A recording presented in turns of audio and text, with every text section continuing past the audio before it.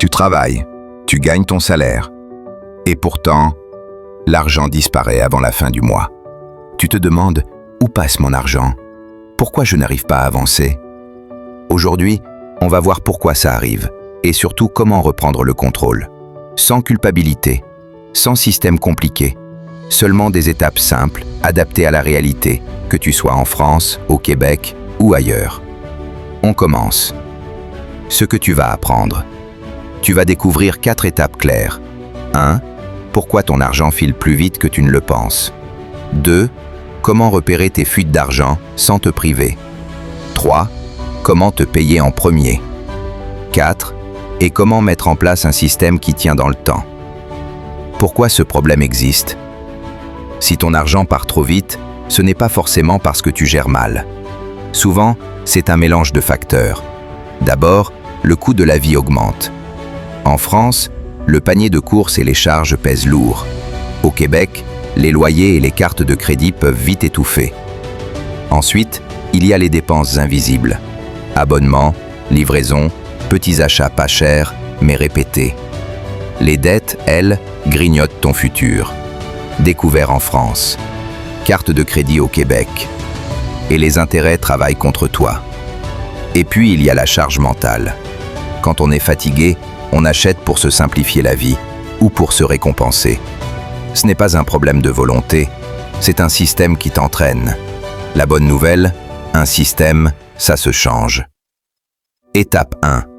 Voir clairement, sans juger. Avant de corriger, il faut comprendre. En France, tu peux découvrir que ton SMIC part presque entièrement entre le loyer, le carburant et les courses. Au Québec, tu peux réaliser que les paiements minimums de carte prennent une grosse part de ton budget. Alors, pendant 30 jours, note toutes tes dépenses. Applications, Excel ou carnet.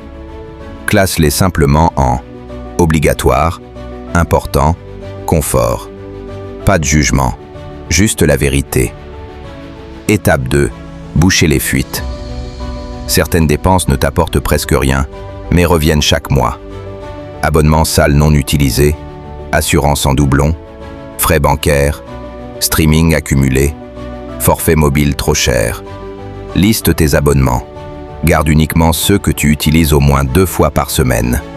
Les autres, résilie ou trouve moins cher.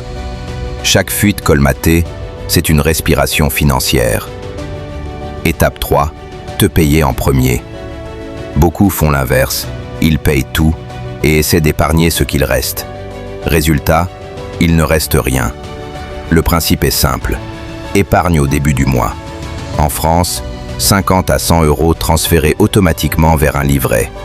Au Québec, un virement automatique vers un compte épargne ou un CELI. Installe un virement automatique, même modeste. La régularité fait la différence. Étape 4. Un système simple qui dure. Ton objectif n'est pas d'être parfait. Ton objectif, c'est un système qui tient dans la durée.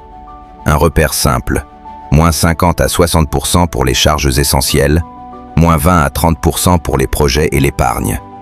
10 à 20% pour le plaisir, sans culpabilité. Les essentiels, loyer, électricité, transport, carburant, courses. Les plaisirs, cinéma, restaurant, petits voyages. Classe tes dépenses dans ces 3 blocs. Si ça déborde, ajuste doucement, pas tout d'un coup.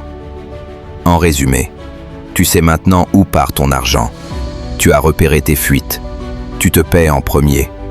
Et tu construis un système simple et durable. Le but, ce n'est pas la perfection. Le but, c'est un petit progrès chaque mois.